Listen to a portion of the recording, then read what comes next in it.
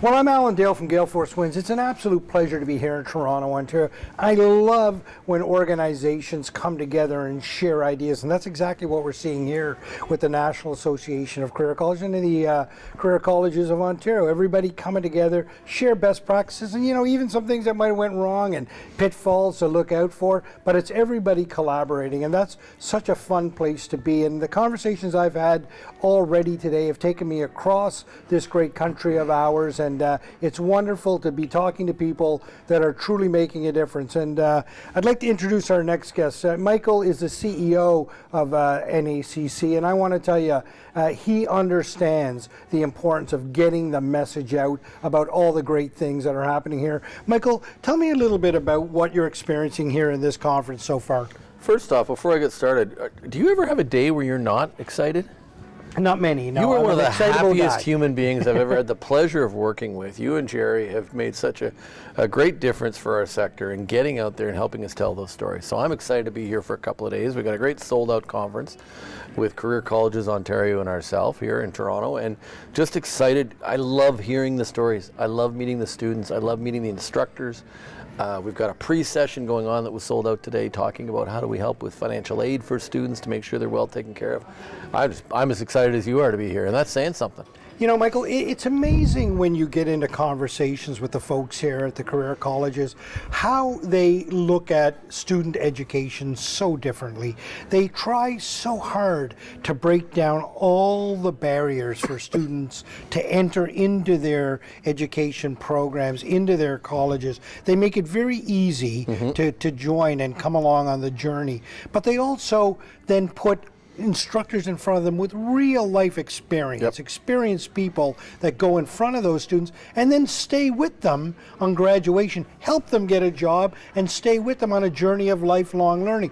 This is a style of education and a conversation around education that is rarely heard anywhere in the world. What is the secret sauce here? I think one of the secret sauces is I love the fact that you talk about a classroom of 24 students instead of 2,400.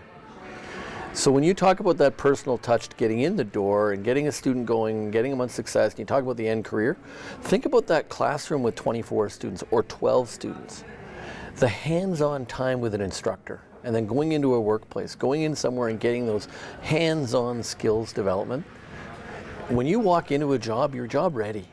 You've got a career ready. And the other part that I think is the secret sauce, many of the provinces we operate in, the regulations that we operate under, you actually have to prove there's a job demand before you start teaching that cohort of 24 or 40 students or 8 students. If there aren't jobs available for them, because we're regulated career colleges, we can often not start the programs. Right. So there's jobs at the far end. So not only does that student come through the program and go to work, their sister often follows, their brother. There's a relative that does it, and they build these relationships with these colleges that are forever. And it's really quite interesting to watch.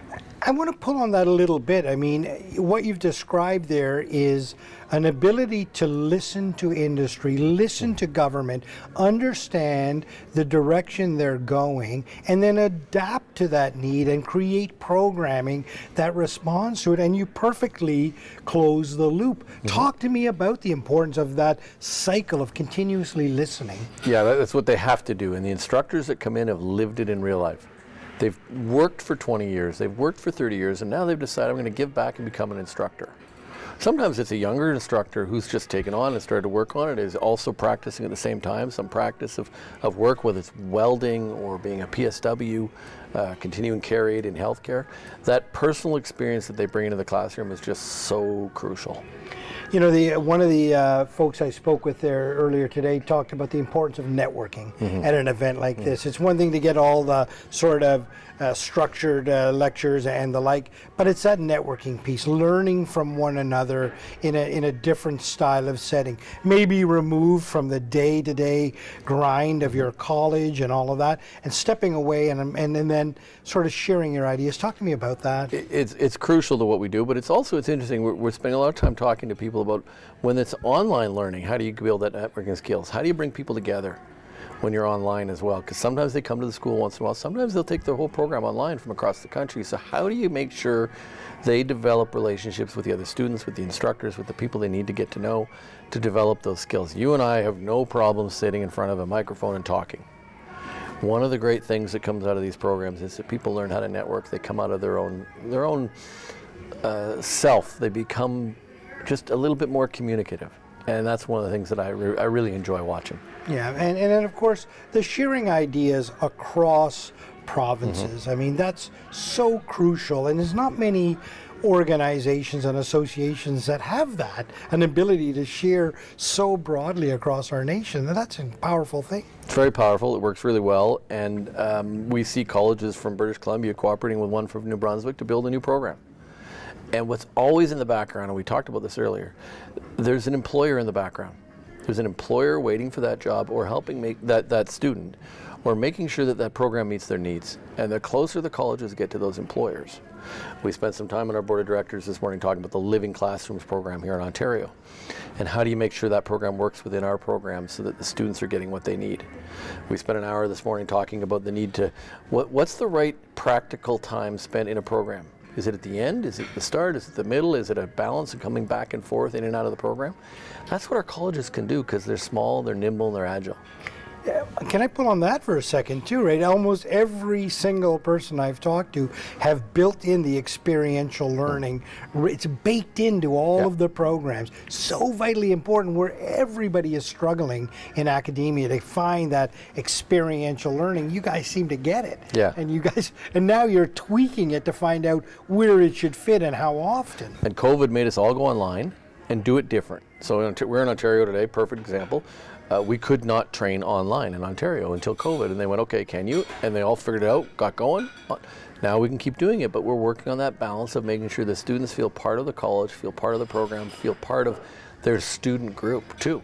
And it's interesting to watch them do that. Colleges and universities do this stuff well too, but we do it in these small classrooms for shorter programs, get people back to work. The average student, a lot of misconceptions about our sector. You've gotten to know us really well. You've been fortunate traveling the country to get to know us. And our average student is mid-30s. 60% of our students are females across the country. It's a different kind of dynamic. A lot of newcomers to Canada who've come here. They're not international students attending our colleges. They're newcomers who come to Canada who are trying to get out there and find a job, or they're retraining, or someone who's lost their job and they want to go in for 6 months.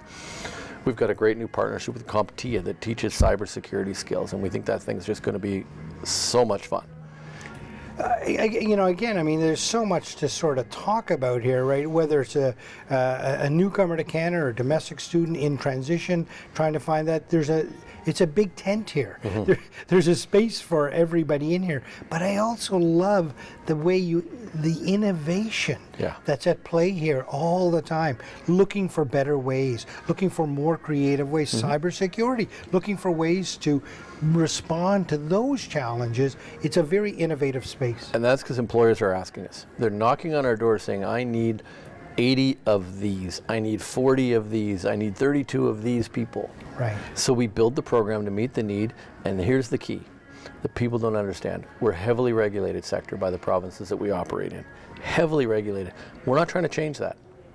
We look for consistency of regulation, but we're okay with that because it makes sure the students are protected.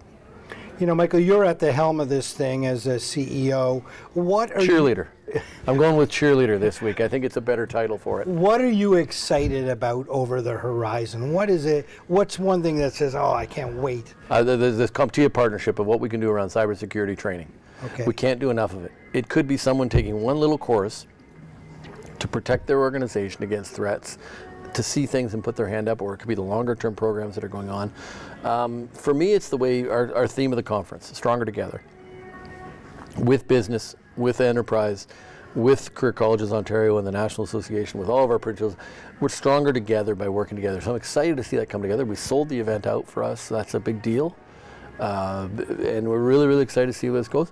over the horizon, I'm interested. We got Peter Mansbridge on Friday afternoon speaking to us, and I'm really excited to hear him talk about what he sees about our sector and the world around us. Well, all this doesn't happen without a steady hand on the tiller, so thank you very much for your leadership. I appreciate it. So The team and our board of directors, these individuals, they're down the hall here for a full day meeting, giving up of their time as volunteers, and we can't thank them enough. I was going to ask around the room, but I think we got at least 400 years of experience in that room training students in Canada, and I'm love spending time with them. Well, thank you very much for your perspective. I'm sure we'll be talking more throughout the next coming days. Thanks.